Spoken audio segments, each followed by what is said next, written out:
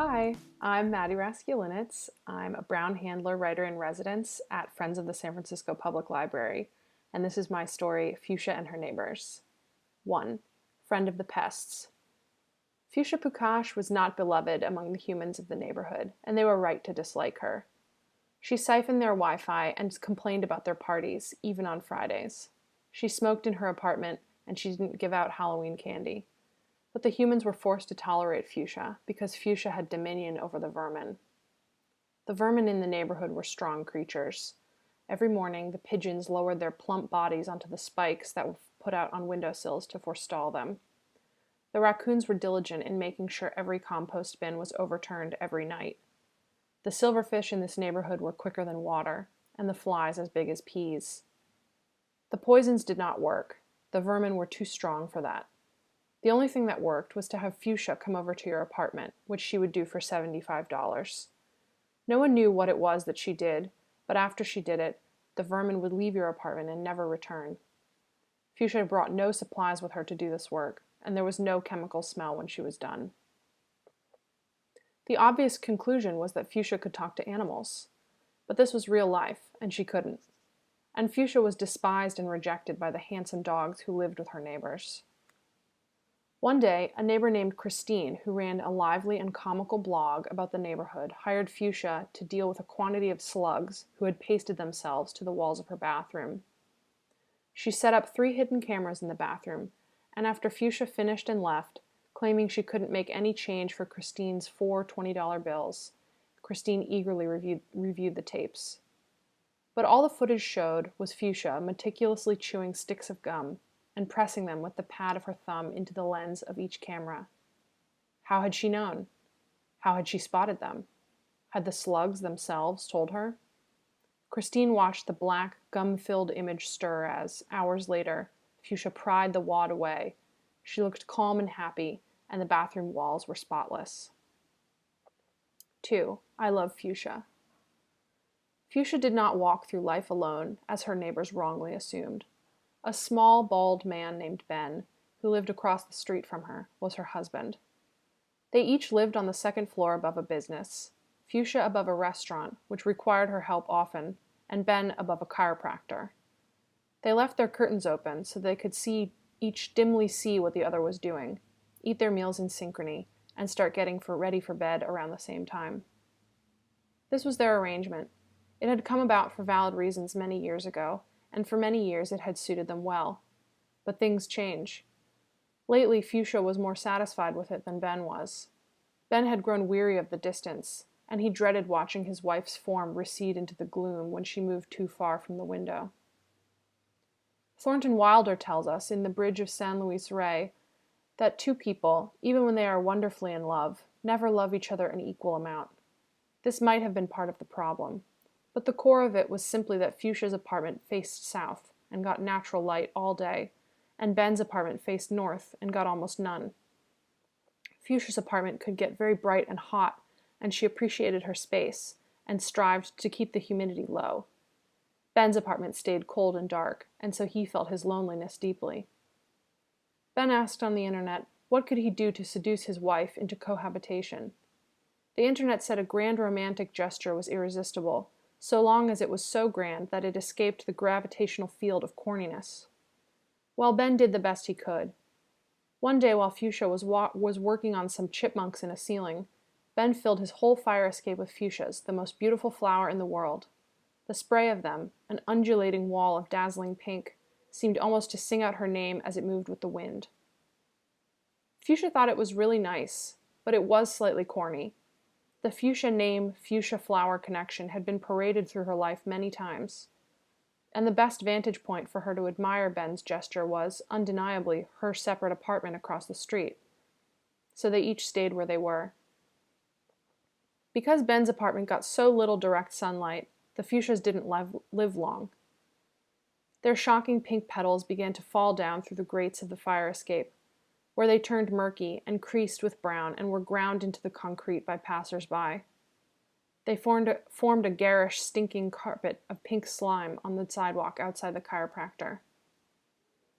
This chiropractor specialized in the treatment of debatable neck injuries, allegedly obtained in the minor car accidents to create medical expenses that insurance companies could be sued about. So it was a suing type of person who came to get their adjustments below Ben's apartment and found a patch of slippery dead fuchsia petals. So Ben was naturally sued. The Pukashes suffered financially, but they managed. It was easy to free up a bit of money when you were a married couple with 2 apartments. Ben moved in with Fuchsia above the restaurant. Immediately he noticed that it was a little cramped and could get humid. 3. The generous benefactor. The worst day of everyone in the neighborhood's life was when Fuchsia won $344 million in the Powerball. She tried to conceal it, but everyone could see her fuchsia hair sticking out from behind the scream mask she wore to claim her winnings. Fuchsia was next seen in the neighborhood driving a blindingly white, brand new Mercedes-Benz S65 Cabriolet with red leather interiors. Take this away from her, everyone demanded of God. Everything about this car is lost on her. And yet they had to admit that she herself had bought the car. She had even opted for Swarovski crystal detailing on the headlights. To be so close to that grotesque amount of money, and yet to be no closer to possessing any of it than people who had never heard of Fuchsia, was too much to endure, and so a rumor spread in the neighborhood that Fuchsia was going to give her favorite neighbors some of the money. First, the neighbors tried to ingratiate themselves with Fuchsia. They changed the names of their Wi-Fi networks to things like Shared Network, Smile, and Boingo Hotspot.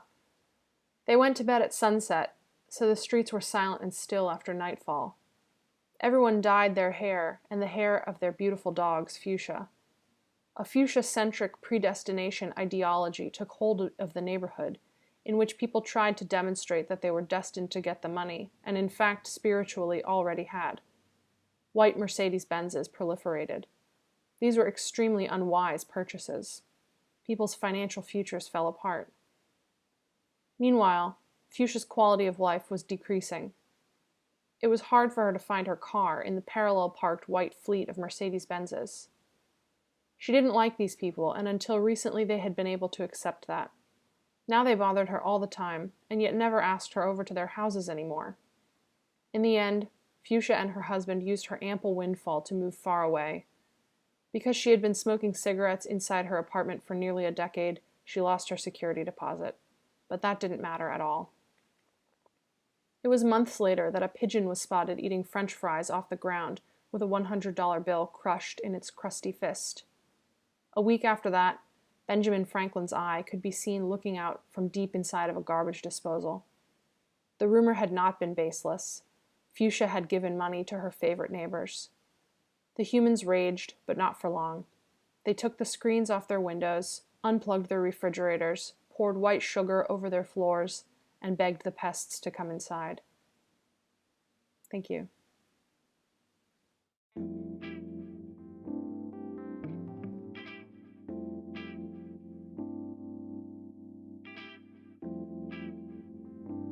Hello. Hello. How are you?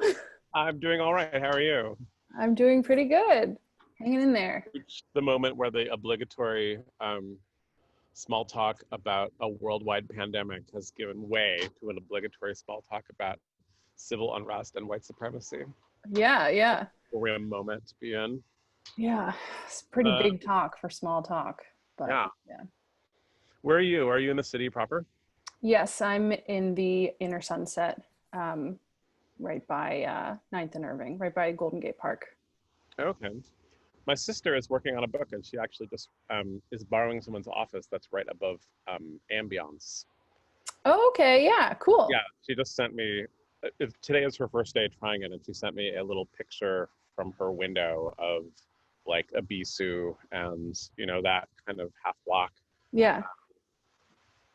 which is normally that's a big neighborhood for me. I don't live in that neighborhood, but I live walking distance, and that's just I'm there all the time in under normal circumstances, and it's a neighborhood that feels particularly lonely. Mm-hmm.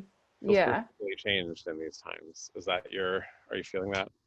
Yeah, I would say it has been uh lonely. There's A lot, you know, the retail is sort of sleepy or abandoned. Yeah, But on the other hand, if you cross into the park, it's actually very lively because people are sort of desperate to get outside and stretch their legs. So, you know, the big baseball field is quite crowded, and you yeah. can go and look at people's dogs and kind of dodge and weave and try and avoid try and avoid everybody as best you can. So you can go and find pretty lively areas over in the nature.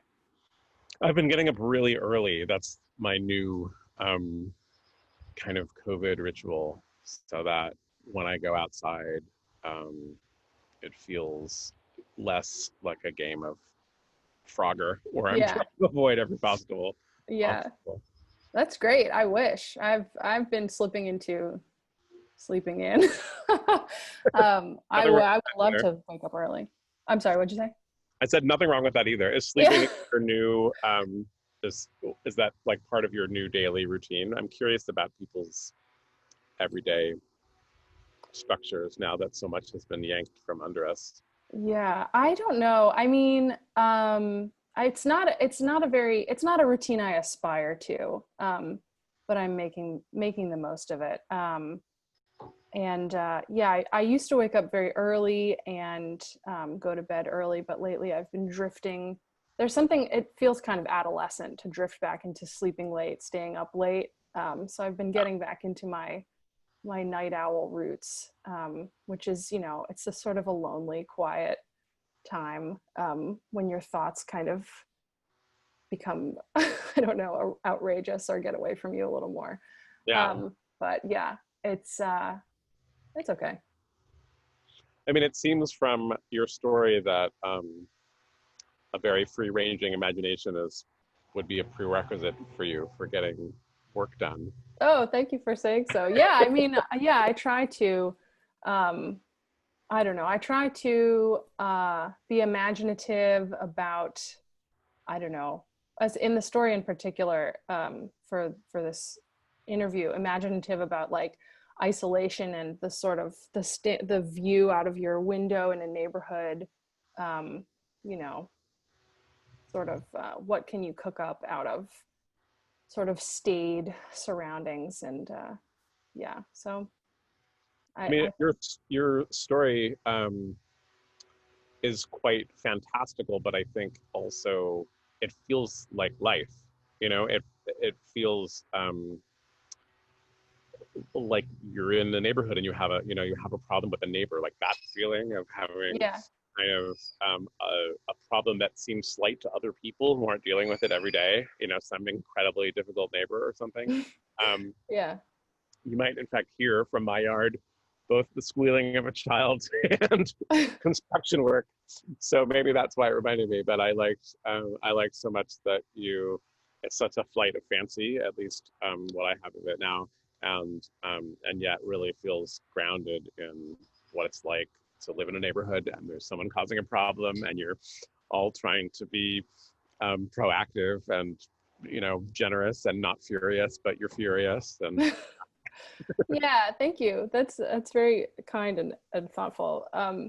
Yeah, it is pretty well. It's not based on any particular neighbors of mine, but you know, it is based in the sense in an urban neighborhood of, you know, being in close quarters and yet everyone kind of having their secret lives, and you know, this sense that you're all kind of facing, you're all sort of next to each other and yet not totally, you know, being able to access one another. And there's a certain secret, which actually this new Zoom reality has kind of been giving everyone little peeks into each other's inner sanctums. So I kind of like yeah, that, that's you true. know, Yeah, little I think secret that's one views reason into why I try to do all my Zoom stuff out here. yeah, You but can imagine I'm sitting on a closed 5-acre forest instead yeah, of like yeah, my ratty little backyard. yeah, and you can imagine just about anything. I like and I, you know, sometimes you'll see like a cat or a bird sort of skitter by behind someone when they're zooming from outside. It's very nice. Yeah. Um, I was on a Zoom call before Corona, and it was a huge Zoom call, and I was in a hotel room, and a mouse skittered across my foot, Oh my God. and then I made a noise, which of course made me the big screen. Yeah. You know, like multicast of conference calls was like this man screaming. Um, Oh my so when God, this how started, hard. everyone was saying, "Oh, we're all using Zoom now." That was my only Zoom experience, and I thought this is going to be terrible. I'm going to be a shrieking man. So are you getting work done? Do you find yourself a productive writer in this time? It has taken me a while, I will say, to find my new routine. For a long time, I was really not getting anything done because it's a period with a lot of free time, but not that free time is not very tranquil. And I had a sense of needing to sort of endlessly like keep up uh, with with my sense of incomplete understanding, incomplete information, and I just had this feeling that I had to be paying. If I could pay attention constantly, I would come to some greater understanding of what was going on. And so it was really not a very tranquil time or like mentally free time for the first, I would say, couple of months. But I've started getting back into my groove. And one thing that actually helped was I was invited to do a Zoom like reading, like a Okay, performance on right. on the topic of coronavirus. And so I was able to take some inspiration and try and write something, you know, that uh, try and write something short and funny and not, totally dour and freighted by, the historic nature of it all. Right. So that was very helpful for getting back into feeling like a writer. Yeah. And do you write normally in the same room that you are writing in now, or Well, usually I do a lot of my writing at the Friends of the Library office, where I have my residency. So it has, I've been getting used to writing at home. My apartment is not terribly big, so I share the space with my partner, and um, there can be something a little nerve-wracking about writing when might make eye contact with someone at any given time. yeah? But yeah, so I've been just writing at my dining room table, and it's been working pretty well. I usually write longhand and then um, transfer it to the computer while kind of lazily surfing the web. So I've Right. been I've been able to do that. Yeah. That's good. I'm a longhander myself, um, and I came to it because I thought because it's so portable. Hmm. And it's a little funny to be confronted with that now that like Yeah, portable wear. astonishingly portability is not a virtue. Yeah. Like in no way that any of us could have imagined. It doesn't help me at all that I can Yeah. take a pad of paper and a pen with me. Yeah. Well, you could still go right, climb a big hill and go right in the fog, with a little A notebook. little bit. It feels like every big hill has 40 people on it trying to stay up Yes. on there. Yeah. Yeah. I wish I could go into one of many businesses that's closed. That's my ongoing fantasy. Just Yeah. like break into a coffee house that's not going to be open for 6 months, so I could just sit at a table and feel like I'm Yeah. at a coffee house. It's a sad And just sort fantasy. of serve yourself from the coffee. Um, Prior to getting the Friends of the Library residency, were you was the library a big part of your creative process? Oh yeah. Yeah, definitely. I mean, well, I don't have a printer, so I do all my printing at the library.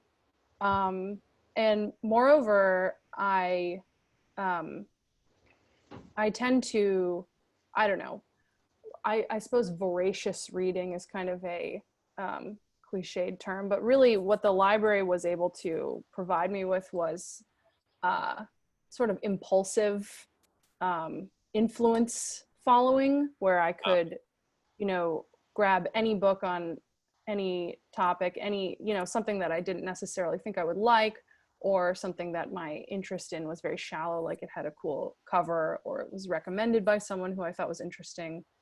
And so, the library, there's no need to ever be picky about what kind of books you're bringing into your home and your mind. Yeah, that's such an empowering part of libraries. I'm glad you said that.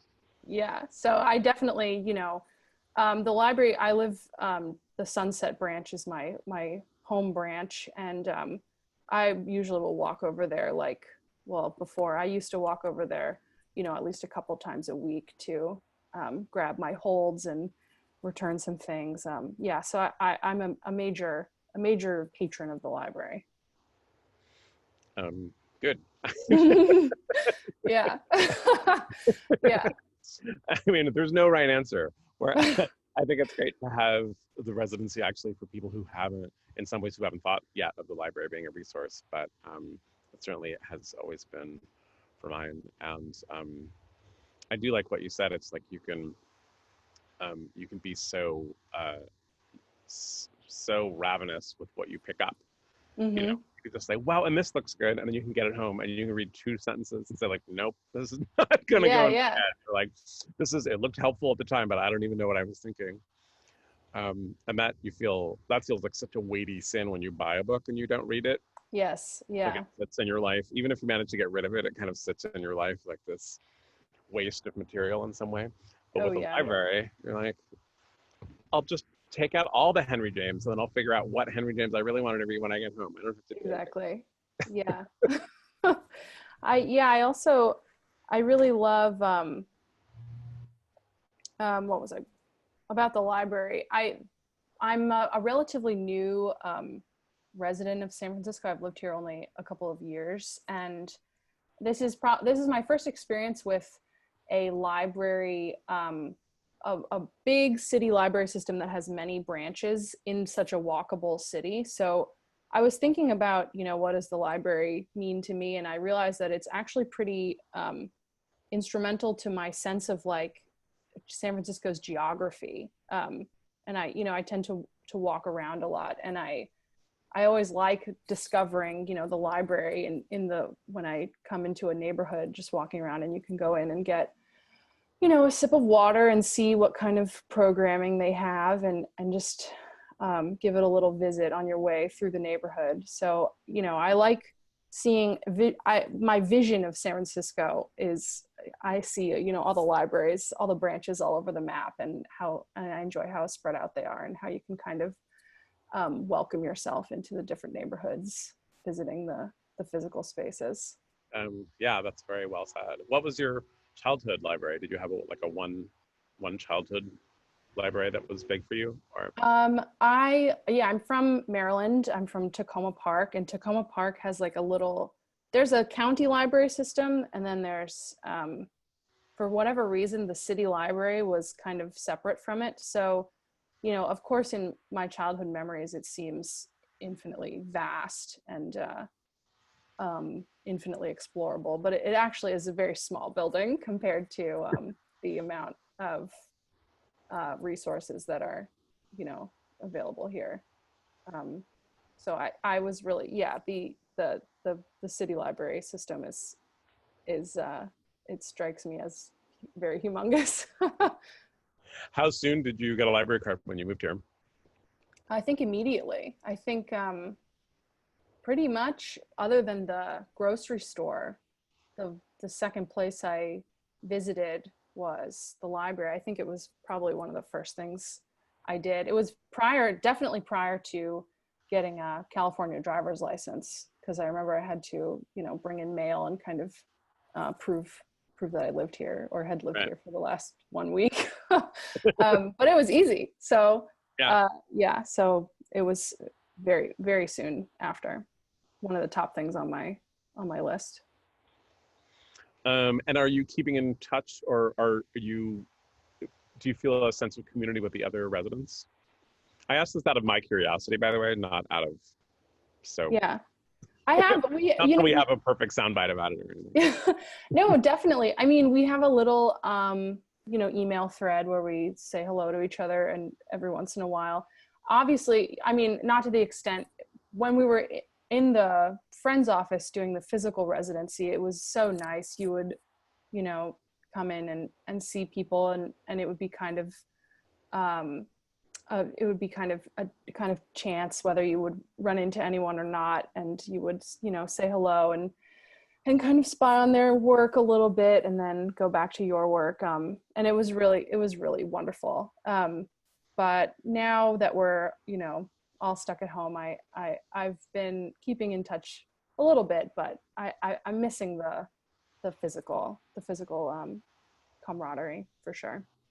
Yeah, I mean, it's been a real puzzle for us to try to figure out what we could possibly provide, just because that space just seems so essential in the city where a lot of people are in small apartments, and you don't get a little office. So yeah. Wow. I mean, the stuff that you came through with was extremely generous. So thank you very much. I'm good. I'm so glad I pushed for that compliment. Now we have it on tape.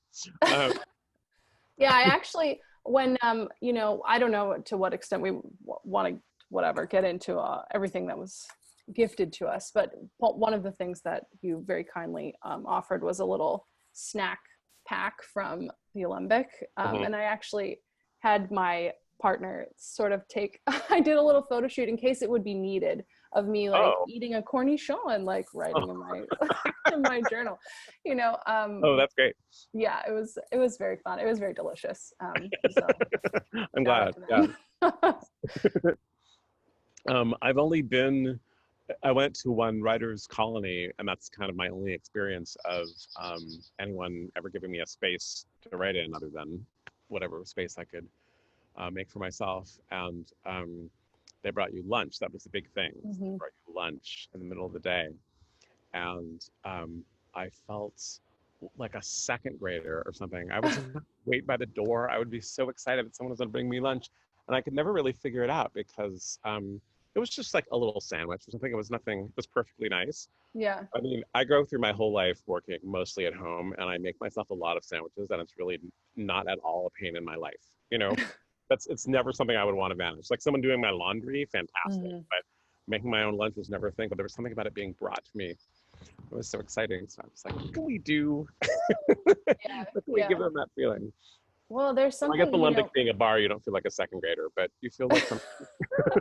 You feel so like an overgrown second grader of sorts. But there's something about, the writer's life being